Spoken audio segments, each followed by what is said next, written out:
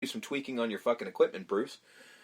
And Joker pulls out the comically large gun, although it does telescope, so maybe he's not pulling it, like, straight up, that it's literally, like, strengthening as he goes, but... So he fucking aims, and Batman... Okay, I love Michael Keaton's Batman, I truly do. He is my Batman. Our rating will reflect it, I keep repeating. But this is the worst Batman thing I've ever seen. He doesn't do shit. He just frowns. Yeah. Oh, fuck. Bang! He's gonna shoot me. It's so sad, Batman. And then he careens. We hear like a World War II sounding plane going. And probably the best work of models I've ever seen happens when the fucking Batwing slides down, and and they do a fantastic job of it, slides across the pavement into the steps of a cathedral and bursts into fucking flames. Yep. Looks beautiful. Anyone who shits on this model needs to shut the fuck up. I'm looking at you, Kevin Smith. Joker takes Vicky Vale after Knox has been knocked out, because Knox was on the hood of the car. This is when he was supposed to die. He tries to fight off some goons with a bat. She stops suddenly. He goes into a pile of garbage, and then him slumping down. That looks like he's dead. Well, my whole thing is, isn't this like the worst like gas ever? Because he only covers his face with like a doctor's mask. Yeah, and that's good enough. What? Because they all have like these big, big industrial masks. I mean, even the one that he gave Vicky had something on it. Like, I don't know. It seems weird. Either way, he'll be fine. Yeah. But he's out of this movie for now. Yeah. So then Joker grabs a hold of her, and she's like, "All right, you're coming with me." Radio's extraction. Just like, "Hey, I need a helicopter. 5 minutes." And he looks up at the fucking thing, and goes, "Better make that 10." And then they start walking in the cathedral, and like I said, literally 10 minutes and 30 seconds later, this happens. And then they start walking in, and I mean, they start walking up the stairs, and I guess Batman spends a lot of time sitting around. Well, he takes his time getting out of the Batwing. He doesn't seem to, though, but either way, he does, and he fucking comes up, and I do like that he is a little hurt from the plane crash. Oh yeah, he's stumbling and bumbling around. He stumbles into the thing and knocks over all the pews. So comically, like he stumbles and goes boom, and it's like boom, boom, boom, boom, boom, boom. boom. It's domino effect. And Joker's like, "Well, I hear that, asshole." I do have a question. So basically, what happens is Joker. I have a couple questions. Joker's walking up, and then of course we get Vicky Vale needs to take her shoes off because she's taller than both the Joker and the Batman, so she's got to take care of that. Shouldn't have cast an Amazonian. Like Sean Young would have been better. She's shorter, but not by much. So it wouldn't have they already screwed up. So they throw the shoe down, and Batman sees it, and he's like, "Well, clearly Vicky's here." I'm like, "You already knew that." Yep. I'm like, this isn't helping.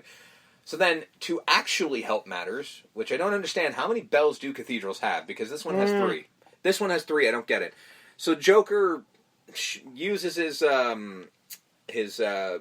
acid flower, melts the bolts of the bell, and the bell flies down, stops the cops from getting in, which is a major point, and then Batman somehow survives it. Here's where I have a major question. When did those thugs fucking show up in the cathedral? That's what I'm saying. When did this happen? Because once Batman gets up there, after Joker and Vicky have a dance and the whole Beauty and the Beast, but if anyone calls you a beast, I'll rip their lungs out. Which is great. Jack Nicholson's it's a great awesome. line. Yes, it is. And he's basically dancing with her passed out at this point. I guess she's just passed out from just shock and being exhausted. We walked up all those fucking stairs. I don't have whatever it is you have to do this. So once Batman gets up there, he fights some goons. Yeah, some goons are there. When did this happen? We get the whole Indiana Jones of one of them where he's just boom. Yeah, and you're the one dude right after fucking. Lawrence! It's Lawrence! Lawrence fucking just jumps behind him like, and then he falls right through the floor. Batman just turns around and goes, okay. Okay. Thanks. Yeah. And then the only goon who's capable shows up. Who deals? He fucking hoofs Batman a handful of times. Throws him through a wall. Again, Batman's been through some shit, but I will give this goon some credit. He gives Batman what for. Head off the bell, he falls. And he then thinks Batman he's dealt with. And then Batman fucking goes up, fucking head scissors, takedown, into the throws bell, him the fuck off, kills into him. the bell, and then drops him down the entire fucking cathedral.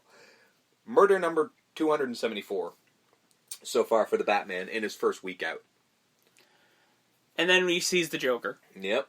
And they have a bit of tete-a-tete. He just stands there and goes, "Ever dance with the devil in the pale moonlight?" Punch him in the face. Like, all right, there you go. I like that.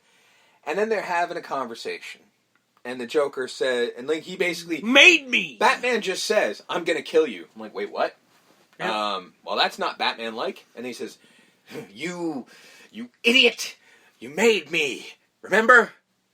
And then fucking Batman says something that he says, okay, so he says, he punches him again, and then says, "I made you." No, sorry, "You killed my parents." And he says, What? he's like, "What? Who? What are you talking about?" And then he says, I made you. You made me first." Then he punched him again, and then we get him saying, "I was a kid when I killed your parents." There is an explanation for that line. This scene went on longer. Where he explains that he's Bruce. Found out who he was. So then it's weird in the context that it's presented of like, that line, you just triggered that this is Bruce Wayne. Yeah, that line should not have been in there because he mentions I killed a lot of people's parents. Yeah. So like he shouldn't know. So he does reference it. Although it only works because I killed a lot of people's parents, and he's assuming, well, I killed a lot of people when I was young. So yeah, but it still doesn't work. Like it could like. The original version where made more sense. The guy who actually killed his parents, Joe Chill. Yeah. There's in the comics what ends up happening with him is that Bruce actually tells him who he is. Like when he confronts Joe Chill, he's just like, because Joe's like, "What the fuck? Why are you here?" kind of thing, and he's like, I am only here because of you. You killed my parents. I am Bruce Wayne. And Joe Chill goes, "Fuck." And then he runs into a room full of gangsters and just goes, oh my God, you gotta save me. I killed this kid's parents and he grew up to be the Batman." And all the fucking gangsters went, "You're the reason there's a Batman?" And they fucking murder him before he gets to say who it is. Makes sense. So. And we get the final joke of Joker putting on glasses. You wouldn't have glasses, which he punches him off the roof, basically. Yeah. He goes over, again... Same exact fucking thing. Well, I like... He initially gets distracted by Vicky Vale going, "Mr. Joker, I've come around," and then she starts kissing him, and he's confused. I love purple. And purple. I love purple. And he she looks goes like down for blowjob. Yeah, he looks terrified. Like, what the fuck's going on? Oh no, he doesn't look terrified. He looks like thrilled. Yeah. He's like, "Oh, she putting it in." Yeah, and then it's just like that's when he says, "You ever dance with the devil in the pale moonlight?" Because he looks over. He says it. He's like, "Excuse me," and he looks over. "You ever dance with the devil in the pale moonlight?" That's not the hit he was hoping for. I knew. And that's when he goes over, ass over tea kettle. They think he's done, and with the strength of 10,000 men, he is able to pull both of them off. And I mean, I guess if he's standing where he stands for the rest of it, I guess he could do that if they're holding all of their weight. If they're like halfway over already and momentum is a thing. He could potentially do it, but I don't think so. So Batman's holding on, he's holding her. No, she's holding on to herself right now. Is she? Yeah, okay. Yeah, she's holding on to herself. He does hold her eventually. He's laughing at a gargoyle. Like, what are you laughing at? At a gargoyle in the building. That is literally like, this is what happens when you turn a camera on and let him go. Yeah. Because he's just talking. He talks about, like, the usual shit, like, I can't remember what he says here. Well, he's like, well, they don't make them like they used to. Yeah, and then he starts kicking the thing, and he's laughing his ass off so hard. And then he looks over at the gargoyle. That's what he says, like, "What are you laughing at?" And he's making himself laugh. I'm like, this is the best fucking thing that's ever happened. And helicopter comes in, throws down the ladder. Yeah. And it's like, okay, that cheap-ass ladder that comes out of some of these helicopters. Well, because this is what I'm saying, like, Batman was holding onto her at one point, because Joker actually manages to knock her off. Yeah. And Batman grabs a hold of her, and whilst the Joker's distracted, he puts her back up. Yeah. So this is when he goes to the ladder, and Batman shoots the weirdest weapon that would never work in real life. And it's a weapon that shoots a rope around his leg and then wraps around the gargoyle that laughed at him. And then the helicopter, not seeing this, which I don't know how the guy driving it doesn't see this, keeps pulling. and the Joker's tethered to the building, so he's gonna. He's tethered to the gargoyle. He's tethered to the gargoyle. So, and then the gargoyle starts to break, and then the gargoyle breaks loose, and it's weighing the Joker down. And I'm like, how does the driver not see this? Or not the driver, the guy that threw the ladder down. Like, just shoot the wire. Yeah, like, not even that. Somebody should be seeing that some shit's going down.